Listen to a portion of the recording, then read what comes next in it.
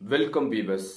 அது பிப்ரவரி மாதம் 19ஆம் தேதி 2026 நாக்பூரில் மன்சார் அப்படின்னு சொல்லக்கூடிய ஒரு இடத்துல ராஜேஷ் என்று சொல்லக்கூடிய சுமார் 42 வயது நிரம்பிய ஒரு நபரை போலீஸ் அங்கு திருட்டு வழக்கில் ஒன்றுத்தில் கைது பண்ணுறாங்க.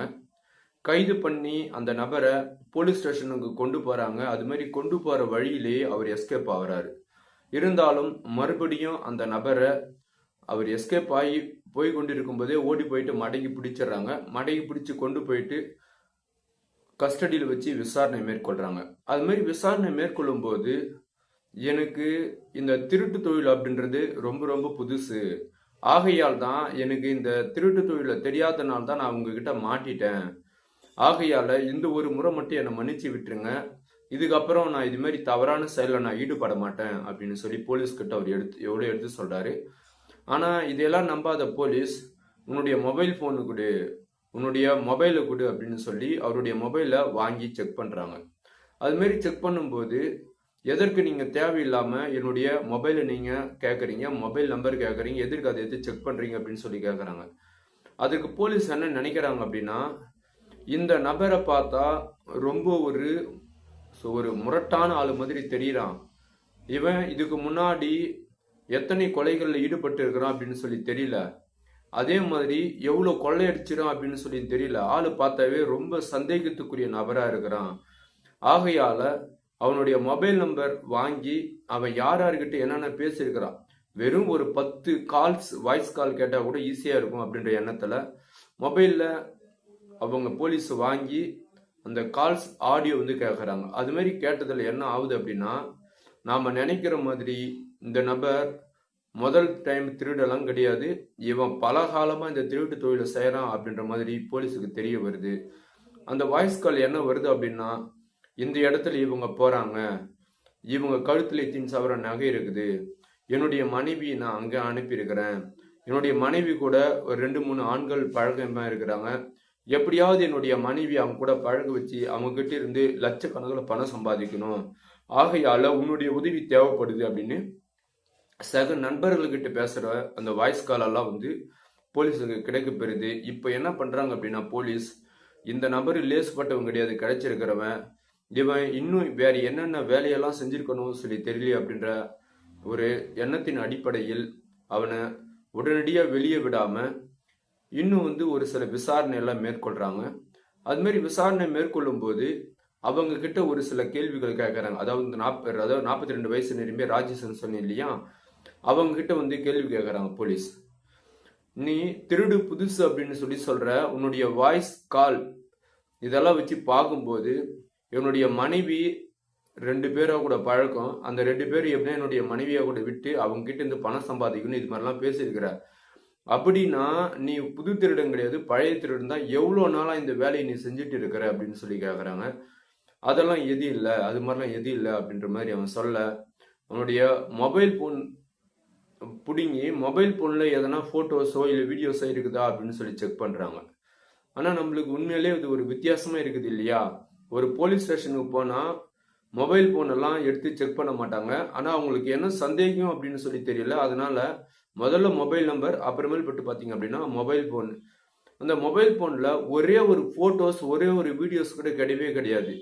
இது என்ன ஆகுது அப்படின்னா போலீஸுக்கு இன்னும் வந்து சந்தேகத்தை ஏற்படுத்துது. ஏன் அப்படின்னா, குறைஞ்சபட்சம் நம்ம வீட்டில் இருக்கிறோம் அப்படின்னா தன்னுடைய ஃபோட்டோவாவது தன்னுடைய மொபைலில் வச்சிருக்கணும். இல்லை நம்மளை சார்ந்த நபர்கள் யார் இருக்கிறாங்களோ அவங்களுடைய ஃபோட்டோவாவது வச்சுருப்போம், குறைஞ்சபட்சம் ஒரு சாமி ஃபோட்டோவாவது வச்சுருப்போம், வீடியோ ஏதாவது நம்மளுக்கு பிடிச்சது நம்ம வச்சிருப்போம் இல்லையா. அதுமாரி எதுவுமே இல்லையா. இப்போ போலீஸ் இந்த மொபைலில் இது வரைக்கும் என்னென்ன டேட்டாக்கள் அழிக்கப்பட்டு இருக்குது அப்படின்றத பின் அப்படின்னு சொல்லி இல்லையா, அதில் போயிட்டு செக் பண்ணி பார்க்குறாங்க. அங்கேயும் எதுவுமே இல்லை. போலீஸுக்கு ஒரு விஷயம் நல்லா தெரியுது, இவன் வந்து பல காலமாக இந்த திருட்டு தொழில் ஈடுபட்டு இருக்கிறான், இது சார்ந்து ஏதாவது இவங்கிட்ட தடையும் இருக்கும். அதனால்தான் இவன் என்ன பண்ணுறான்னா எல்லா ரெக்கார்டு எல்லாமே, ஒரு ஃபோட்டோ வீடியோ எதுவுமே இல்லாமல் மொத்தமே டெலீட் பண்ணி வச்சிருக்கிறான். எப்படியாவது இந்த ஃபோனில் இது வரைக்கும் என்னென்ன அழிச்சிருக்கிறாங்களோ அந்த ரெக்கார்டு எல்லாம் வெளியெடுக்கணும் அப்படின்னா அது வந்து பேக்கப் ரீகவரி சொல்லுவாங்க இல்லையா, ஸோ அதுமாரி கொடுக்கணும் அப்படின்ட்டு அந்த ஆய்வு செய்யக்கூடிய அந்த நபர்கள்கிட்ட கொடுத்து இது வரைக்கும் இந்த மொபைல் ஃபோனில் என்னென்ன போயிருக்குதோ அது எல்லாமே ரிகவர் பண்ணி எடுங்க, வீடியோஸ் ஃபோட்டோஸ் இதெல்லாம் அப்படின்னு சொல்லி கொடுத்த போலீஸுக்கு மிகப்பெரிய ஒரு அதிர்ச்சி சம்பவம் காத்திருக்குது. என்ன அப்படின்னா, நாம முன்னாடி சொன்ன மாதிரியே கிடைச்சிருக்கக்கூடிய ராஜேஷ் லேசப்பட்டவங்க கிடையாது, பயங்கரமான கிரிமினல் அப்படின்னு சொல்லி. ஆனா அவனை வெளியுலகத்தை பொறுத்த வரைக்கும் எதுவுமே தெரியாத அப்ராந்தி மாதிரி இருப்பான். ஆனா உள்ளுக்குள்ள பல வேலைகள் அவன் ஈடுபட்டு இருக்கிறான் அப்படின்றது போலீஸுக்கு தெரிய வருது. என்ன அப்படின்னா, 2024 விக்ரம் சிங் அப்படின்னு சொல்லக்கூடிய ஒரு நபர் வந்து காணாமல் போனதா போலீஸுக்கு வந்து ஒரு புகார் ஒன்று வந்திருக்குது. அது மாதிரி விக்ரம் சிங் காணாமல் போனது பத்தி ஒரு புகார் வந்தாலும் போலீஸால அவங்கள வந்து கண்டுபிடிக்கவே முடியல. எங்கேயும் தேடுறாங்க, எங்க தேடி அந்த விக்ரம் சிங் அவங்களால கண்டுபிடிக்கவே முடியல. அந்த விக்ரம் சிங்கோடைய வீடியோ இந்த ராஜேஷனுடைய மொபைல் வந்து பதிவாயிருக்குது அப்படின்ற மாதிரி போலீஸுக்கு ஒரு தகவல் கிடைக்குது. விக்ரம் சிங் வந்து 2024 காணாம போயிருக்கிறான். கிட்டத்தட்ட 2 வருஷம் கழிச்சு இந்த ராஜேஷுடைய மொபைல்ல அந்த அவனுடைய வீடியோ இருக்கிறத பார்த்து அப்படியே தூக்கி வாரி போட்டுட்டு போலீஸுக்கு, என்னடா பண்ற, என்னடா நடத்திருக்கிற நீ, உன்னை பார்த்தா அப்ராந்தியா இருக்கிற, நீ பயங்கரமான ஆளா இருப்ப போல அப்படின்ற மாதிரி. இப்போ ராஜேஷ் அவருடைய மொபைல்ல என்னென்ன வீடியோஸ் இது வரைக்கும் டெலிட் செய்யப்பட்டிருக்கிறது எல்லாத்தையுமே எடுத்து பார்க்குறாங்க. அது மாதிரி எடுத்து பார்க்கும்போது நான் முன்னாடி சொன்ன மாதிரி போலீஸை நம்பவே முடியாத ஒரு செயல் இருக்குது. என்ன அப்படின்னா, ராஜேஷனுடைய மனைவி அவங்க என்ன பண்றாங்க அப்படின்னா, ஒரே நேரத்துல 6 ஆண்களுக்கு கால் பண்ணி 6 நபரையும் தன்னுடைய வீட்டுக்கு வர வச்சிருக்கிறாங்க. வீட்டுக்கு வர வச்சு ஒரே நேரத்துல 6 பேரோடு அவங்க உடலுறவில் இருந்திருக்கிறாங்க.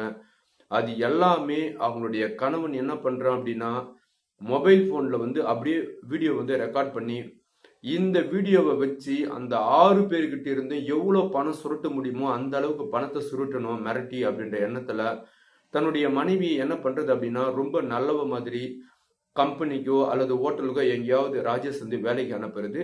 அது மாதிரி போன இடத்துல அப்படியே கொஞ்சம் கொஞ்சமா பேச வைக்கிறது, பழக வைக்கிறது. இன்னைக்கு என்ன அப்டேட், ஓகே இந்த நபர் எந்த அளவு உங்ககிட்ட பழகி இருக்கிறான், ஓ ஓகே நீ அடுத்த டைம் கூப்பிட்டா உங்க கூட வருவானா அப்படின்ற அப்டேட் எல்லாம் தன்னுடைய கணவனுக்கு அவங்க சொல்லிட்டே இருப்பாங்க. அவங்களுடைய மனைவியுடைய பேர் வந்து பிரியா அப்படின்னு சொல்லியிருக்கிறாங்க. ஆனா ஒரிஜினல் பேர் வேற, நம்ம ஸ்டோரிக்காக எடுத்துக்கலாம். ஆனா ஸ்டோரி வந்து 100% உண்மையான ஸ்டோரி தான், பொய் எல்லாம் கிடையாது, சரிங்களா? இப்போ தன்னுடைய கணவன்கிட்ட அந்த அப்டேட் கொடுத்துட்டே இருக்கிறாங்க இல்லையா? அது மாதிரி இருக்கும்போது அவங்களுடைய கணவன் ஒரு நாள் எஸ்டிமேஷன் போறான். என்ன அப்படின்னா, நான் வந்து நல்லா வந்து வீடியோ வந்து கிளியரா இருக்கக்கூடிய மொபைல் போன் ஒன்று வாங்கியிருக்கிறேன். எப்படியாவது அந்த 6 பேரையும் ஒருத்தருக்கு ஒருத்தர் நீ கூப்பிடுறது தெரியக்கூடாது. அது மாதிரி இந்த 6 பேரையும் நீ வீட்டுக்கு அழைச்சி அவங்க 6 பேரோடும் நீ ஒரே டைம்ல உடலுறவில் இருந்து அப்படின்னா அது எல்லாமே நான் வீடியோவை ரெக்கார்ட் பண்ணி அதை வச்சு அவங்க கிட்ட பல்லாயிரம் கோடி ரூபாய் நம்ம சம்பாதிக்கலாம். அவனுடைய நிலம், அதே மாதிரி அவனுடைய நகையோ வேற எதுவோ வீடு வாசல் இது மாதிரி என்னென்ன இருக்குதோ கோடிக்கணக்கில் இருக்கும். அது எல்லாமே நம்ம ஈஸியாக சுருட்டுட்டோம் அப்படின்னா நாக்பூர்ல இல்லாம வேற எங்கேயாவது நம்ம போயிட்டு செட்டில்ட் ஆயிடலாம் அப்படின்ற மாதிரி அவங்களுடைய கணவன் வந்து ஒரு எஸ்டிமேஷன் கொடுத்துருக்கிறான். அதை வந்து அவங்களுடைய மனைவி எக்ஸிக்யூட் பண்ற மாதிரி தான். ஸோ கரெக்டா வந்து பிப்ரவரி மாசம், அதாவது 2024 இதே மாதிரி பிப்ரவரி மாசம் போல ஒரு நாள் வந்து இந்த பிரியா அப்படின்னு சொல்ற ராஜேஷோடைய மனைவி என்ன பண்றாங்க அப்படின்னா, முதல் ஒரு நபருக்கு கால் பண்றாங்க, என்னுடைய வீட்டுக்கு வாங்க, என்னுடைய வீட்டுல யாருமே இல்லை அப்படின்னு சொல்லி. அந்த முதல் நபர் வராரு. 2வது நபர் கொஞ்ச நேரம் கழிச்சு வராங்க. இப்போ இவங்க 6 பேரும் திடீர்னு சடனா ஒரு ரூம்ல வந்து இங்க வாங்க அப்படின்னு சொல்லி சொன்னா ஒரு இடத்துல உட்கார வைக்கிறேன். இப்போ ஃபார் எக்ஸாம்பிள் இன்டர்வியூ கூப்பிடுற மாதிரி தான். ஒருத்தரையா வந்து உட்கார வச்சுட்டு திரும்பி இந்த எல்லாரையும் ஒரே டைம்ல இன்டர்வியூ எடுத்தா எப்படி இருக்குமோ அது மாதிரி ஒருத்தரா நீங்க இங்க இருங்க, நீங்க அங்க இருங்க அப்படின்னு சொல்லிட்டு 6 பேரும் ஒரே டைம்ல கூப்பிட்டு, இங்க 6 பேரோடும் நான் உடலுறவில் இருக்கணும்னு எனக்கு ரொம்ப நாள் ஆசை, என்னுடைய கணவன் அதுக்கு சரிப்பட்டு வரல அப்படின்ற மாதிரி எடுத்து சொல்ல, இதை கேட்ட 6 பேருமே யோசிக்கிறாங்க, இது என்ன இது ஒரு வித்தியாசமா இருக்குது, ஒருத்தருக்கு ஒருத்தர் அப்படின்றது தான் ஒரு கரெக்டா இருக்கும். ஆனா 6 பேர் அப்படின்றானா சரி நம்மளால முடிஞ்ச அளவுக்கு நம்ம செய்யலாம் அப்படின்ற மாதிரி 6 பேரும் அவனுடைய துணி எல்லாமே கழட்டிட்டு அதே மாதிரி பிரியாவும் ட்ரெஸ் எல்லாமே ரிமூவ் பண்றாங்க. இது எல்லாமே பிரியாவனுடைய கணவன் ராஜேஷ் என்ன பண்றா அப்படின்னா வீடியோ எடுக்க ஆரம்பிக்கிறான். இவங்க 6 பேரும் மாறி மாறி மாறி அந்த பெண்ணோட உடலுறவில் ஈடுபடுறாங்க. இவங்க என்னென்ன செய்யறாங்களோ இது எல்லாத்தையுமே ராஜேஷ் பின்னாடி இருந்து வீடியோ எடுக்கிறான். வீடியோ எடுத்த பிறகு என்ன பண்றாங்க அப்படின்னா, ஸோ அந்த முன்னாடி சொன்னேன் இல்லையா ஒரு நபர் விக்ரம் சிங், அவர்கிட்ட முதல்ல இந்த வீடியோ எடுத்துன்னு போய் காட்டுறாங்க. அப்படியே எல்லாரும் நிறுத்துங்க, பண்ணது போதும், நீங்க எல்லாமே வந்து மாட்டிட்டீங்க.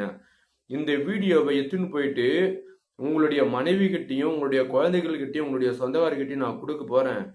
இதை கொடுத்தேன் அப்படின்னா நீங்க உங்களுடைய மானம் இதுவரை சேர்த்து வச்சு எல்லாமே காத்துல பறந்து போயிடும். ஆகையால நான் என்ன சொல்றேனோ அதை நீங்க செஞ்சு ஆகணும் அப்படின்னு சொல்லி ராஜேஷ் அவங்கள மிரட்டுறான். இதுல அந்த 5 பேரும் பயப்படுறாங்க. ஆனா விக்ரம் சிங் அப்படின்னு சொல்ற அந்த ஒத்த மட்டும் வந்து தைரியமா இருக்கிறான். ஏன் அப்படின்னா, நீ யாருக்கிட்டனா போயிட்டு வீடியோ காட்டிக்க, நான் எனக்கு எதை பத்தியும் கவலையே இல்லை. ஏன்னா உன்னுடைய மனைவி தான் என் நம்பருக்கு போன் பண்ணி அவங்க தான் என்ன வலுக்கட்டாயமா அழைச்சாங்க. நான் வந்து அப்படியே எப்படி சொல்றதுக்கு நானா வந்து வந்துடல.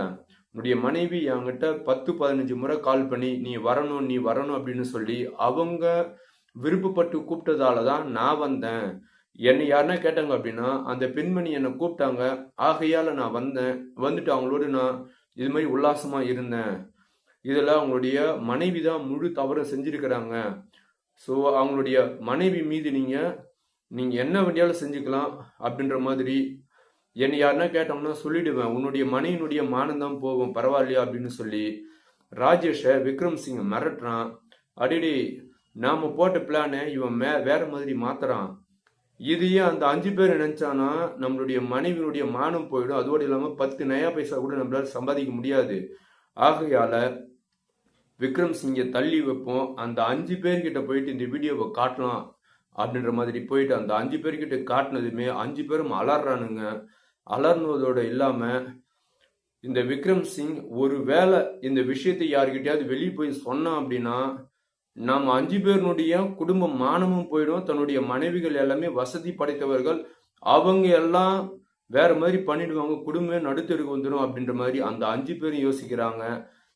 அந்த 5 பேரும் பிளஸ் பிரியா அவங்களுடைய கணவன் ராஜேஷ், இந்த 7 பேரும் சேர்ந்து விக்ரம் சிங் ஒரு இடத்துல வெயிட் பண்ண சொன்னாங்க இல்லையா, அவங்க அதான் விக்ரம் சிங்காண்ட போறாங்க. விக்ரம் சிங் கிட்ட போயிட்டு நீ ஒழுங்கா நான் சொல்றது கேட்கறியா இல்லையா, நீ அந்த பெண்ணோடு நீ இருந்திருக்கிற, ஆகையால நீ கட்டாயம் வந்து அவங்க என்ன கேட்குறாங்களோ அதுக்கு உண்டான காசோ நகையோ அல்லது பணமோ அல்லது சொத்துனுடைய பத்திரமோ ஏதோ ஒன்று அவங்களுக்கு நீ கட்டாயம் கொடுத்தே ஆகணும், இல்லைன்னா உன்னை நான் கொலை பண்ணிடுவோம் நாங்கள் 7 பேரும் சேர்ந்து அப்படின்னு விக்ரம் சிங்கை மிரட்டி இருக்கிறாங்க. அதற்கு விக்ரம் சிங் என்ன சொல்றான் அப்படின்னா, நானே பெரிய ரவுடி, நீங்க எல்லாம் என்னை ஒண்ணுமே புடம் கூட முடியாது அப்படின்ற மாதிரி எடுத்து பேச, என்னதான் இருந்தாலும் இவன் ஒரு ஆளு அவங்க 7 பேரு. அதே மாதிரி இந்த ராஜேஷ் அப்படின்னு சொல்றீங்க அவன் வந்து குச்சி குச்சியா இருப்பான் போல, அப்படி இருந்தாலும் ஓரளவு பயங்கரமான ஆள் போல. திடீர்னு விக்ரம் சிங்குடைய இந்த பகுதியில ஓங்கி அடிக்கிறான். அடிச்ச அடியில விக்ரம் சிங் அப்படியே தலை சுழண்டி ஒரு மாதிரி ஆயிடுறான். ஸோ இருந்தாலும் விக்ரம் சிங்கால அந்த 7 பேர் சமாளிக்கணும் அப்படின்னா முடியாது இல்லையா. இப்போ விக்ரம் சிங் அந்த 7 பேரையும் ஓரளவுக்கு தாக்க முற்படுறான், ஆனாலும் முடியல. ஸோ எல்லாரும் தாக்கல விக்ரம் சிங் துடிச்சு அங்கேயே இறந்தும் போயிடுறான். இறந்துட்டு பிறகு என்ன பண்றாங்க அப்படின்னா, இந்த சடலத்தை என்ன பண்றது அப்படின்னு சொல்லி தெரியல, எங்கேயாவது தெருவாரம் தூக்கி போட்டு போயிடலாம், இல்லைன்னா பார்சல் பண்ணி விக்ரம் சிங்குடைய வீட்டுக்கு அனுப்பிடலாம் அப்படின்ற மாதிரி எல்லாம் வந்து யோசிக்கிறாங்க. என்னதான் அது மாதிரி யோசித்தாலும் இந்த பிரியா அப்படின்ற சொல்ற பெண்மணி என்ன பண்றாங்க அப்படின்னா, நீங்க அப்படி எடுத்துன்னு போயிட்டு போட்டீங்க அப்படின்னா அது வந்து பெரிய கேஸ் ஆயிடும்.